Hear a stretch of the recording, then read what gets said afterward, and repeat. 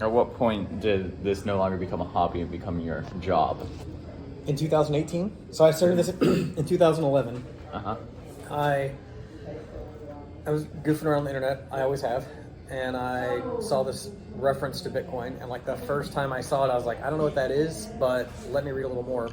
And I immediately, like that night, tried to start mining with home computer equipment. And I had to still like buy a graphics card and stuff. But so from 2011 to 2018, I spent probably 8 or 10 hours a day after work just doing this. Like it consumed me, and like my wife just thought I was crazy. She's like, why are you wasting your time? I'm like, this is really cool. And it was just a hobby. I didn't really think of money, but it was obsessive to me. And then in 2018 I was like, I'm making a lot more from this than I ever did from my job. So that was the same time that Beacon Chain was launching. And I wanted to do my part to make sure the Beacon Chain was successful. So I was like, I'll quit, give myself a job. And it's funny because it has turned out to actually pay well too. Like I don't get consistent pay, but I get opportunities that lead to money in, different ways. So it's been a lot of fun. You're talking to a cryptocurrency guy, which is fantastic, but you've like narrowed down what you want to do with your life to reptiles, amphibians. I don't think a lot of people have even that much clarity. Yeah. Passion driven. Passion is like this really valuable thing. It doesn't mean that you hate everything. It means that you have preferences for some things over other things. I'm passionate about people's futures in cryptocurrency. And so this, even though I'm not passionate about being on camera. You're making that sacrifice to then do something that you prefer. Exactly. Like I get to have this time with you. We get to talk about things that help you find your strengths.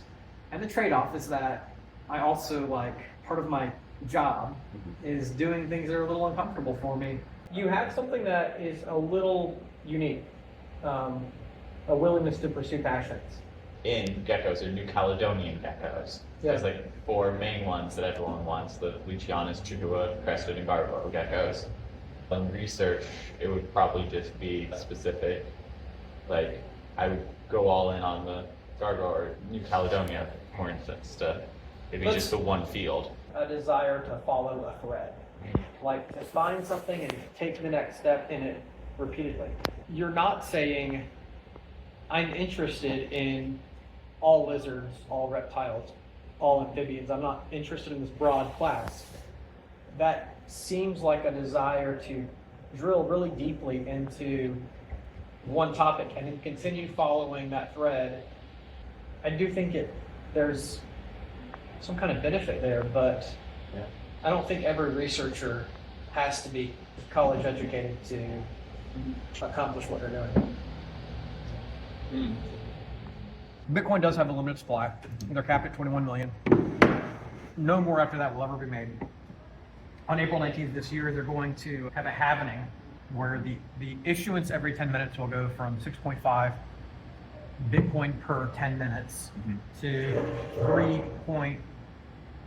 I think it's 6.25. Maybe it's 3.125 Bitcoins per 10 minutes. That's their issuance. The new coins go to miners on Bitcoin who want to get paid for mining. Bitcoin has a different monetary policy. Bitcoin pays validators. That's one of the jobs that I do. I get paid, and every time there's an Ethereum block created, they burn a little bit of the ether. The monetary policy is deflationary rather than inflationary. Anyway, the reason this slide is neat is because it shows that in 30 days, we burned nearly 1% of the ether. Yeah. Which is really just insane. From the beginning, a lot of ether was issued. That's on mining. And then we switched to this model called proof of stake. Proof of stake is really why you can hold ether and you can get paid for securing the network with your ether. If you do a good job, you get paid a little bit. If you do a poor job, you lose a little bit. So it kind of like gives value to the network. Gas is the cost that it takes to use the Ethereum virtual machine. and we can look here. So this is in the past 950 days. You can see in the beginning, gas was really high, it's been low, it's been high. Let's cycle to, so these 7-day cycles are interesting. It goes up and down based on time of day. It's very subject to when people are participating with the market. Right now, most of the interactions with the chain are done by people. I would say in the near future, more transactions will be done by computers, machines, programs, and that will likely like smooth out the gas costs. But right now it looks like we're at 23 gwei for gas. You're going somewhere like CalSwap, Uniswap, Matcha.xyz. Those are true decentralized exchanges. I'm a big fan of Coinbase. I don't use all of their products because a lot of them are targeted at people who want convenience. You're paying a convenience fee for swapping in the Coinbase wallet, but it's self-custody. They're your coins. You can connect that wallet to a site like CalSwap. You're going to get a much cheaper rate even through the Coinbase wallet if you swap through one of those fully decentralized exchanges. Again, the benefit of Coinbase wallet is if you're operating in there, it's convenient, but it's not as cheap. During a bull market, it's not unusual to pay $50 for a swap when things are really hot. The big thing that's changing is, well, most people should be operating on a layer 2. Base chain by Coinbase is great for that, or Arbitrum, Optimism. You know, those chains are fantastic for really cheap swaps, and they're going to get even cheaper in a month. I bet you're going to pay like 3 cents for that kind of swap that you're looking at paying $50 for on Coinbase wallet right now. Why do some people think crypto is unethical? Oh yeah. The first reason many people think it's unethical, and it can be in some ways, is the way that Bitcoin and Ethereum were originally produced is through proof of work, which is using a lot of power intensive computer hardware to suck tons of electricity to create coins. So Bitcoin still does that. Ethereum has switched to a different model called proof of stake, where it's like less power than a cell phone. So that they like reduce their power consumption by 99.995%. But it's fair to think that I still see Bitcoin as like an environmental harm. And I think the other thing is it's what you might call extra government currency. It's like currency that is not controlled by the government. There's this idea that if the government doesn't control it, then it can be used to do bad things. And I think that takes away from the good in people. Okay, so number one, the $100 bill is around the world the most frequently used for crime. Yeah. Digital currencies like Bitcoin and Ethereum are on the public ledger, so you can see where they're going, how they're moving. You can't really hide on them. But there's still this idea that because they're not controlled by the government, that they are somehow used for malicious acts. And I don't doubt they could be used for malicious acts. Like the Silk Road was one of the first major uses of Bitcoin, and that was a drug exchange, like an illegal drug exchange. So I don't doubt that people can and will use it for illegal things. Yeah. But all of their transactions are public. Like they're going to be public for 1 million years. So it's not really the best way to do illegal things. I really wouldn't even suggest it. 99% of NFTs in the past couple of years, and it's because it's brand new, are just clones of pictures that people are running up the price on, marketing, selling, making money on. I don't think that's necessarily unethical, but I do think it is predatory, and it takes advantage of people's greed, and they think, wow, I'm going to buy this for $10,000 and it's going to be worth $100,000, and they have no idea what they're doing. So I do see a lot of like predatory marketing. People who would like create games on the blockchain that have like a token or a coin associated with them. The whole idea is, oh, you can play this game and you get this coin and then you can sell the coin and you make money. These developers kind of make these games around like these sort of tokenomics around the game. These tokens would allow more minting of the NFTs, so it's kind of like a circular thing. People saying, oh, you got to put your life savings into this. They have the coin chart, and it's always somebody just taking a little, green line and going with a little arrow pointing up and to the right. Community engagement is one of my favorite things. I'm a big part of several communities, and I can think of two. One of them is, we call it heavily policed. You don't have freedom of speech. We will remove your comments if they aren't consistent with our values. And it's been my home for like probably 13 years. It's a comfortable place where, we openly do not grant freedom of speech. If you come in and say dumb things, or if you are pumping or taking advantage of people, your comments are going to be removed. Then I have another community where I've been there probably 6 years. It's important that they not quash dissenters. So they need to allow people to dissent openly. It is very much a fully the other one. And what you find are foxes to where people become more contradictory, more negative, more insightful. Even though it's one of my favorite communities, I still feel less comfortable there because the foxes. I'm surrounded by foxes. It's difficult to feel comfortable with the content when you're constantly asking yourself, what are people's motives? A very simple motive is to say negative things about the project, to encourage people to sell their tokens, because when other people sell their tokens, you can buy them cheaply. And if what you said is not accurate, then the price will go back up, and then you profit. I realize that communities need to be cultivated. The organizers of the community need to promote the values of that community and be willing to sideline people who would openly change those values. Questioning them is okay, but foxes, like you say, don't belong. They don't get a license to spoil any community they want. Coins, and then coins are digital now, so I can collect them digitally without having to leave the comfort of your own home. I know. Yeah. Well, POAP is exciting to me because it gets me out to do things I might not have done otherwise. We went to Nashville to collect a POAP a few days ago. It's the digital collectibles.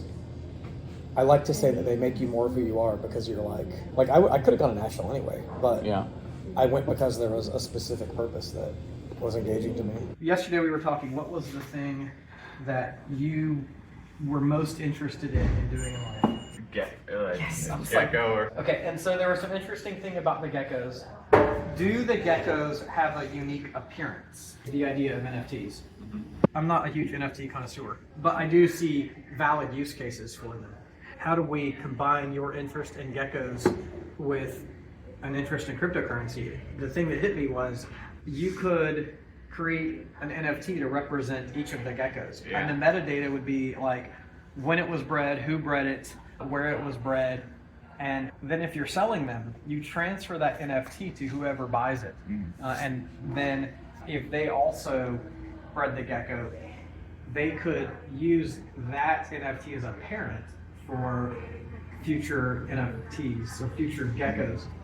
It's called digital provenance. It means using something like an NFT to track the history or origin of something, and then you can track it in a long series.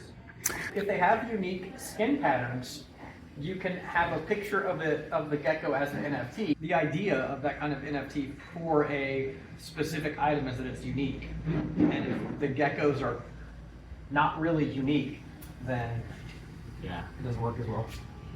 So for me, the big picture is, I think in a short time, producers who want to give more value to the consumers are going to provide these NFTs that say, this is where what you have came from.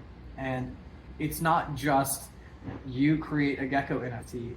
It might include an NFT from the food provider, an NFT from your local water company that talks about the quality of the water. And so you're linking back to all of these other sources that really give context to the thing that you have. I can see it really, and it's kind of happening with shoes now a little bit. You know, there's the sneakerhead. So with sneaker makers, right now they're using NFT for sneakers. It's at the beginning, right? This tag represents this specific pair of sneakers. It could evolve into this NFT represents this pair of sneakers, but it also tells me the cow that this leather came from. And that individual or that herd of cows might have their own NFT. It tells me the factory it was made in. It tells me maybe the worker who stitched it. Those tendrils of digital provenance give us, as consumers, more agency with our products. And as vendors, it gives them extra value. Like, I want to buy Adidas sneakers because they come with an NFT that tell me everything about the product. What are the most challenging aspects of your job? It's really like putting myself in uncomfortable positions, or like, so people think that I know things that I don't. I work with people who are some of the most intelligent people in the world, and I'm just a normal guy. And so there's that constant, like, facing my own reality. So, and also, like, I'm confident, but I'm not confident in a way that makes me comfortable being on screen a lot. And so I do get a little anxious when, you know, a lot of people are listening to something I'm saying, and like, I'm not always sure that I know what that I guess that I'm right. Like, I'm always advocating for decentralization, and what if I'm advocating for that in a way that is wrong? And I'm just like, I'm doing my best, but what if I'm wrong? And there's a lot of like weight of uncertainty, I guess. That can be stressful. What would you say the most interesting things you've learned while doing this job are? Everyone is not like me. You're gonna be like, oh, what is this other ecosystem? What is this? How do I get there? It gets very intense. It's a fast-moving economy. That's pretty much what today is, right? TikTok, you know, Reels, all that stuff. Snap. It's all about short, fast. Let's do it today. Instant gratification. It's what it's turning into. Focus on what you know to be the most realistic future value. And I acknowledge Bitcoin has future value. And I am not a Bitcoin maxi at all, but I know market. I know traditional markets. I know what people older than me know. 5 people came up to me and were like, I really want to know how to get into this. I handed out wallets. I handed out Ethereum. I've even texted Guy today and sent him videos on how to get started in the ecosystem, just a quick 5-minute primer on what Bitcoin is, how it works, and what crypto is in general. The first question they all have is, how do I buy it? I said, well, let me get you an app. I do recommend 50% Bitcoin and 50% ETH. Like, that is my standard recommendation. At some point in the relatively near future, Ethereum is going to eclipse anything that Bitcoin is doing. So Ethereum is its own blockchain, Bitcoin is its own blockchain, Doge is its own blockchain, Solana is its own blockchain. But they're also L2s, layer 2 chains. They do cheaper transactions and then check back in to the main chain. I have like these dreams for the success of humanity, like dreams like everyone can thrive and do better. So I'm here to build Ethereum as a platform to promote the success of humanity. And I have to acknowledge that many people are here just to get money. And it took me a while to really, like, when I'm talking about decentralization, I'm like, but it's great for the network. It's going to build a more powerful network in the long run. You're going to make more money in the long run. And they're like, shut up. I just need money now and go away. That took me a long time to really accept that we're not all coming from the same place. And I guess I thought that at some level, given equal choices, people would choose the benefit of humanity over selfish benefit. What was your experience in cryptocurrency? It's definitely the biggest challenge that I had kind of in the professional sense, because as a person who really didn't know a lot, kind of diving in at like the very end of 2021, so there was like this big bull market. There were a lot of things that were really cool to like get insights into, and a lot of great people that I got to meet. I felt like I had a lot of expectations on me to kind of be a certain way. I wasn't ready for that, is how I felt. There were even some very interesting things too that I would see in people who were very driven on, we want to innovate this, we want to push the needle, we want to see what we can do.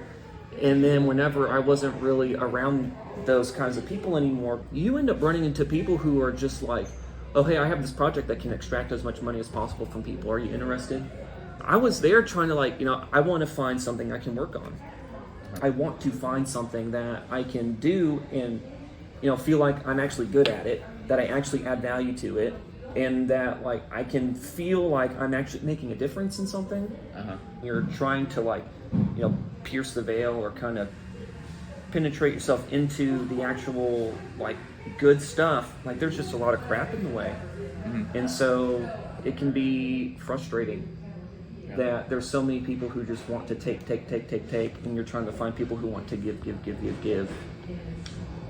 I think so many people think that NFTs are the pictures. The picture is the paint job on the car.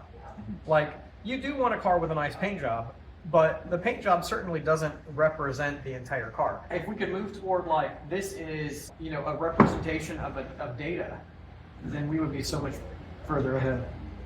I would say anything that you're currently using any kind of certificate for is better off as an NFT. What if I were represented by an NFT that showed all of my attributes? And so that's Instead of sending difficult. in a resume, you could give them the NFT or. One of the reasons I believe records management is going to take off is this thing called zero knowledge proof.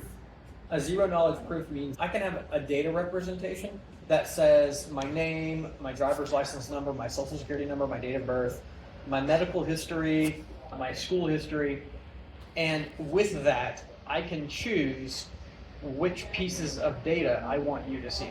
And you can view only the things that I offer to let you view, only the things that I unlock for you. So that is a really big future in records management, where you have control over what information you allow third parties to see about you, because you control the data. Something we really haven't had in the past. If you do it for a person, it could be, it has your birth certificate, driver's license, registration, insurance stuff. And the huge value there is that you're in control of what they see. One of the big debates right now is this idea of revocability.